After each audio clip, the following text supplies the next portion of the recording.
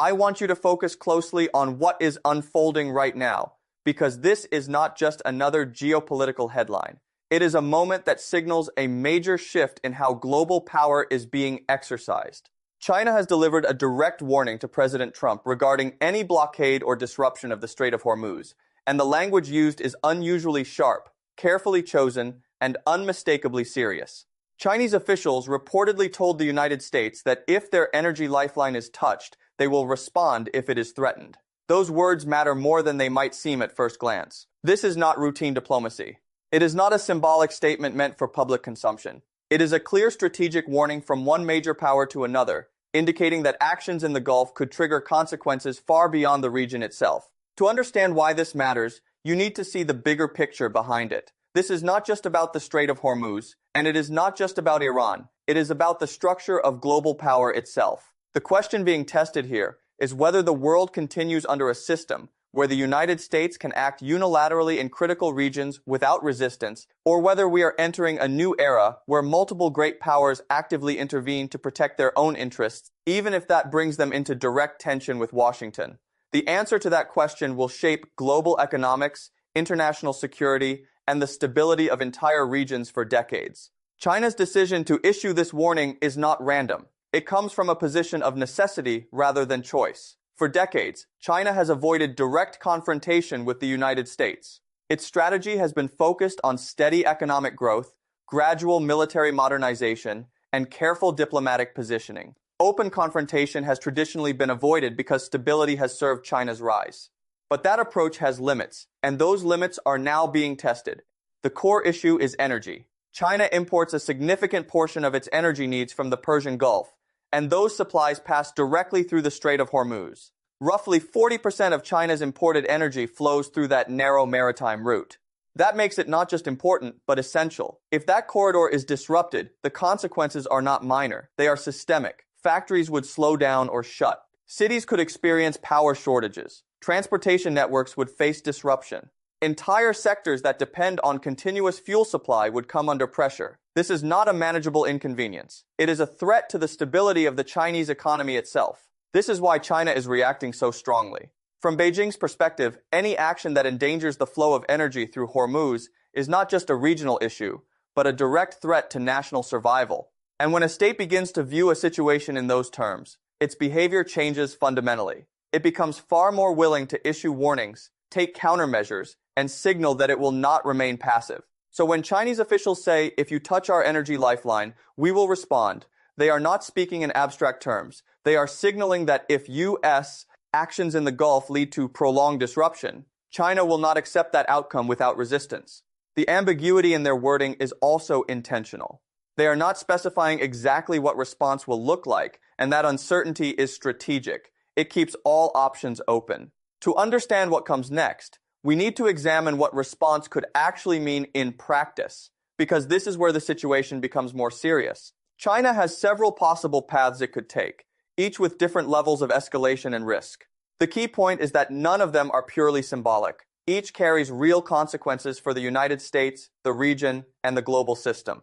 And that brings us directly into the next layer of this situation, where we need to look at the actual options China has if this warning turns into action, and why each option changes the balance of global power in a different way. To understand what China's warning actually means in practical terms, we need to move beyond the words and look at the real strategic options available. Because when a major power says we will respond, it is not a single action they are describing. It is a range of possible moves, each designed to increase pressure, raise costs, or shift the balance of power without necessarily triggering immediate full-scale conflict. The first option China has is economic retaliation. This is often the starting point for great powers because it allows pressure to be applied without immediate military escalation. China could target the United States in areas where it holds significant leverage.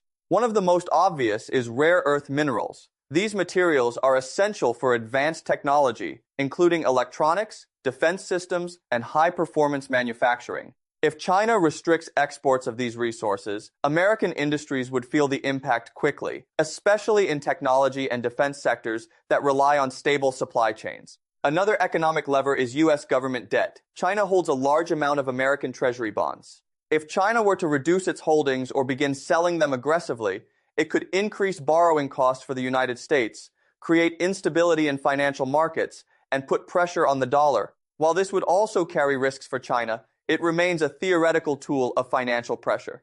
Trade restrictions are another possibility. China could limit access for American companies operating within its market. Many major U.S. corporations depend heavily on Chinese consumers and manufacturing networks. Restricting access would not only impact revenue, but also disrupt global supply chains that are deeply interconnected. However, economic retaliation is a double-edged weapon. It does not harm only one side. It creates ripple effects across both economies. Because of that, while it is a powerful tool, it is unlikely to be the first or only response China would rely on in a high-stakes crisis like this. The second option is indirect military support for Iran. This is a more strategically controlled form of involvement because it allows China to influence the conflict without directly engaging American forces. China could provide Iran with advanced military systems, intelligence sharing, or satellite data that improves Iran's defensive and offensive capabilities. This would significantly complicate American operations in the region. For example, if Iran receives stronger air defense systems, American air operations become more dangerous and more costly. If Iran gains access to electronic warfare capabilities, communication systems and targeting accuracy could be disrupted. Even limited support like this can shift the balance of a conflict by increasing uncertainty and operational risk for the opposing side.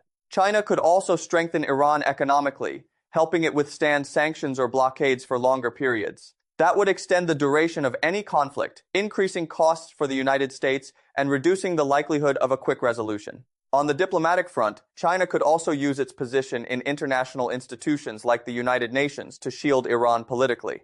By blocking resolutions or limiting international authorization for military actions, China could reduce the legitimacy and freedom of action for U.S. operations. This option is attractive for China because it raises the cost for the United States without crossing the threshold into direct confrontation. It allows pressure to build indirectly, which is often how great power competition unfolds in its early stages. The third option, and the most dangerous, is direct military involvement. This is where the situation shifts from proxy competition into potential direct confrontation between nuclear powers. In this scenario, China could deploy naval forces into the region to protect its energy routes. It could send warships to escort tankers carrying oil and gas through the Strait of Hormuz. The purpose would be clear: to ensure uninterrupted energy flow even under conditions of conflict or blockade. This creates an extremely high-risk environment. If Chinese naval vessels are present in the same operational space as American forces during an active conflict, the chances of miscalculation increase dramatically. One incorrect radar identification, one misinterpreted maneuver, or one defensive reaction could escalate into direct engagement. Once military forces of two nuclear powers begin operating in close proximity under tension, the risk is no longer just regional instability. It becomes global crisis potential. But despite the risks, this option exists for a reason. It is not because China seeks war, but because in extreme scenarios, states prepare for worst-case outcomes. If China determines that its economic survival is directly threatened and cannot be protected through indirect means, it may consider physical presence as a deterrent. This leads to the central question behind all of this. Would China actually take such risks over energy security? And to understand that, we need to look at historical patterns where major powers faced similar pressures and how they responded when survival-level interests were at stake. That is where the logic of this crisis becomes even clearer, and where historical precedent begins to explain present behavior. To understand why this situation is escalating in such a serious way, you have to look at how great powers behave when they believe their survival is at stake. Because in international politics, rhetoric matters less than perceived necessity.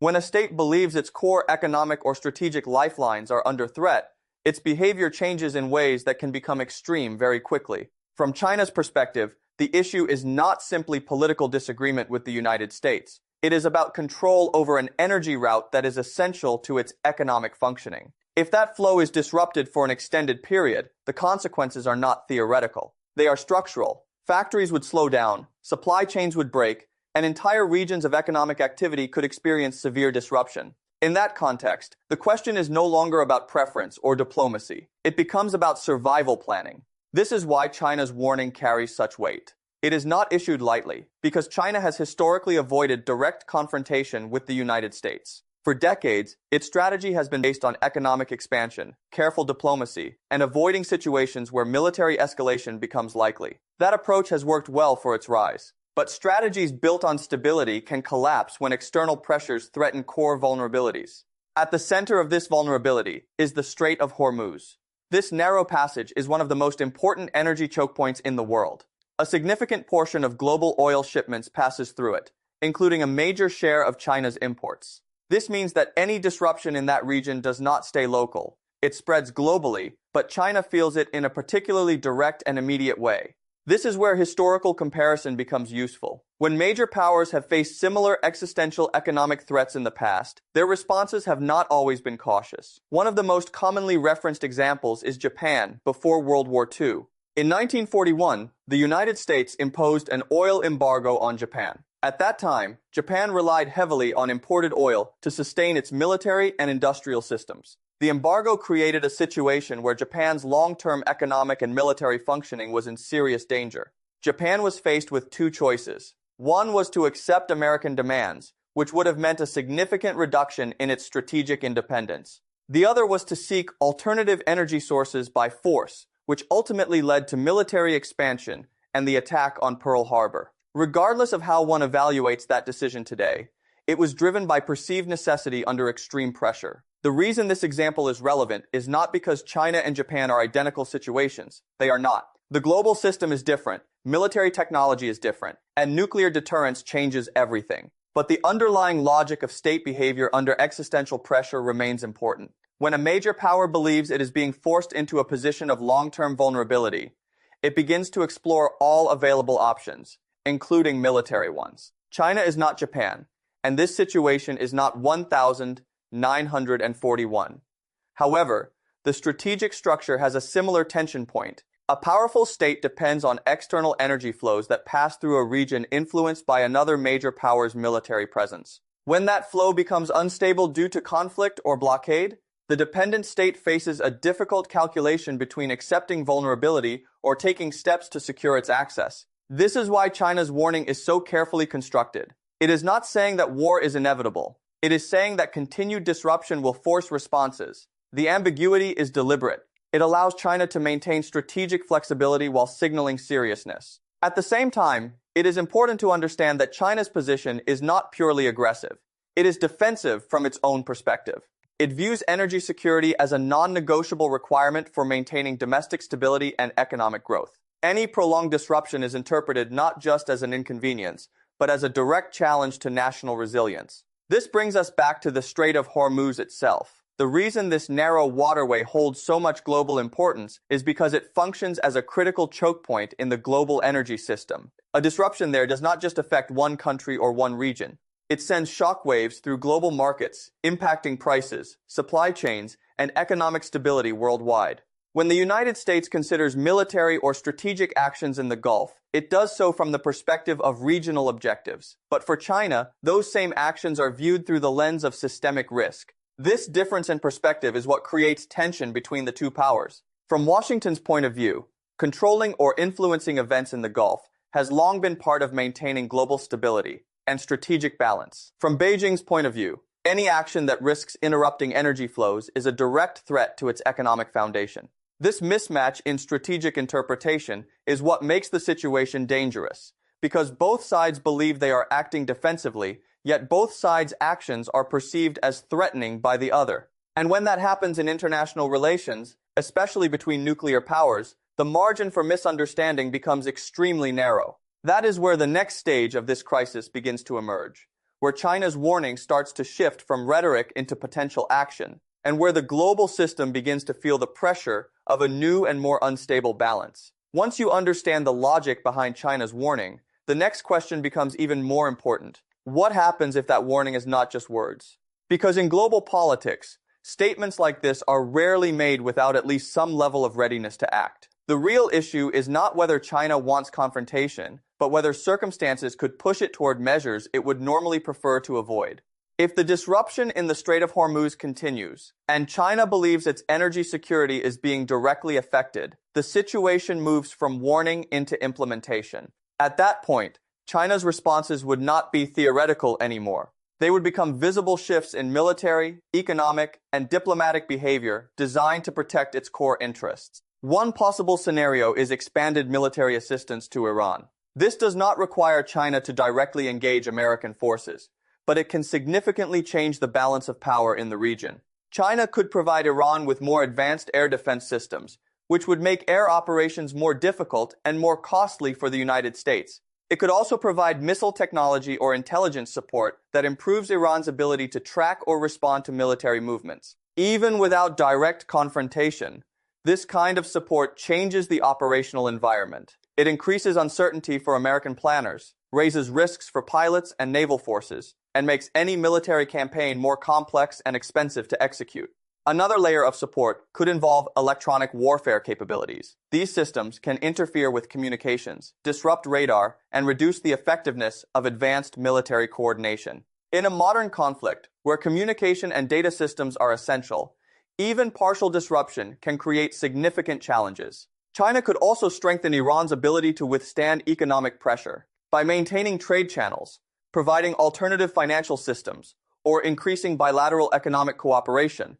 China could reduce the effectiveness of sanctions or blockades. This would extend Iran's capacity to resist pressure, making any conflict longer and more costly for the United States. Alongside this, China's diplomatic strategy would also become more active. At institutions like the United Nations, China could block resolutions that authorize or expand military action. It could frame the conflict in terms of sovereignty and economic security, shifting international perception and limiting political space for unilateral decisions. But beyond indirect involvement, there is also a more serious possibility that must be considered: direct military presence in the region. If China decides that indirect measures are not enough to protect its energy flows, it could deploy naval assets to the Gulf. The purpose of such a deployment would not necessarily be offensive, it would be protective. Chinese warships could escort oil tankers carrying energy supplies destined for China, ensuring their safe passage through the Strait of Hormuz. This changes the situation fundamentally, because once naval forces from two major powers are operating in the same restricted maritime space during a crisis, the risk of miscalculation increases dramatically. Naval operations are fast, complex, and highly sensitive to perception. A radar signal interpreted incorrectly, a defensive maneuver taken out of context, or a close encounter at sea could escalate tensions in seconds. In such an environment, even small mistakes can carry enormous consequences. The presence of both American and Chinese military assets in close proximity during a live conflict scenario creates a condition where escalation is not only possible, but structurally more likely. This is why strategists often emphasize that great power conflicts rarely begin with intention. They often begin with incidents that spiral beyond control. At the same time, there is also a third long-term path China could pursue, which avoids immediate confrontation but reshapes the strategic landscape over time. This involves reducing dependence on the Strait of Hormuz altogether. China has already been working on alternative energy routes for years. These include pipelines and overland corridors through Central Asia and Russia. By expanding these routes, China reduces its vulnerability to maritime choke points controlled or influenced by other powers. It also increases its resilience in future crises. If these alternatives are fully developed, the strategic importance of the Strait of Hormuz for China decreases significantly. That would have long-term implications, not just for China, but for the entire global energy system. Because the more energy flows are diversified away from maritime choke points, the less leverage any single power has over global energy security. That shift would gradually weaken one of the core foundations of traditional American strategic influence in the Gulf. What makes this moment significant is that all three of these paths, military support, naval presence, and strategic diversification, are now part of the same broader strategic conversation. China is not committing to one specific action yet, but it is signaling that it has multiple options available if its core interests are threatened. And this is where the situation becomes more complex, because the United States must now factor in not only Iran, but also the possibility of Chinese involvement at multiple levels of escalation. That changes the entire strategic calculation of any action in the Gulf. What was previously viewed as a regional conflict risk is now beginning to take on the shape of a broader great power competition. And once that threshold is crossed, the stability of the entire system begins to depend on decisions made under pressure, uncertainty, and limited time for reaction. At this stage, The situation is no longer just about military positioning or regional disputes. It has evolved into something far more significant, a contest over who can shape the rules of the global system when vital interests are on the line. China's warning, whether fully acted upon or not, has already changed the strategic environment because it forces the United States to consider a new reality, one where its actions in the Gulf are no longer uncontested. For decades, the United States has maintained a dominant role in controlling global energy routes, especially in the Middle East. Through naval presence and strategic alliances, it has had the ability to influence or secure critical choke points like the Strait of Hormuz. That control has given Washington a powerful form of leverage over the global economy. Countries dependent on energy flows often had to take American interests into account, simply because disruption was always a potential risk. This system also helps sustain the broader financial architecture that supports American global influence, including the central role of the dollar in energy trade. When global energy flows depend on routes that the United States can secure or disrupt, that influence extends far beyond military power. It becomes economic and structural. But China's warning directly challenges that assumption. By stating that it will respond if its energy lifeline is threatened, China is signaling that it no longer accepts a system where one power can control or influence its core economic security unilaterally. From Beijing's perspective, energy security is not negotiable, and it is not something that can be left vulnerable to external military decisions. This creates a fundamental shift in how power is balanced, because if China is willing to actively defend its energy routes, then American influence over those routes is no longer absolute. Even the possibility of Chinese intervention changes calculations in Washington, because it introduces a second major actor with both the capacity and the willingness to respond. That shift has broader implications for the entire global system. Other countries are watching this closely. If China demonstrates that it can successfully resist or challenge disruptions to its energy supply, then it sets a precedent. It signals that major powers no longer need to accept vulnerability to external control over critical supply chains. This is where the idea of a multipolar world becomes more concrete. Instead of a system dominated by a single superpower, we begin to see multiple centers of influence, each with the ability to protect its own interests. That does not necessarily mean direct conflict between all major powers, but it does mean a more complex and less predictable global structure. In practical terms, this means countries like India, Japan, and even European states will begin reassessing their own vulnerabilities. If energy routes and supply chains become arenas of great power competition, then every major economy has to consider diversification and independence more seriously. India, for example, may accelerate efforts to secure more stable and diversified energy imports. Japan, heavily dependent on imported energy, would likely invest more aggressively in alternative supply routes and strategic reserves. European countries, already exposed to energy shocks in recent years, would further reduce reliance on any single region or transit route. In this way, China's warning does not just affect the United States and Iran.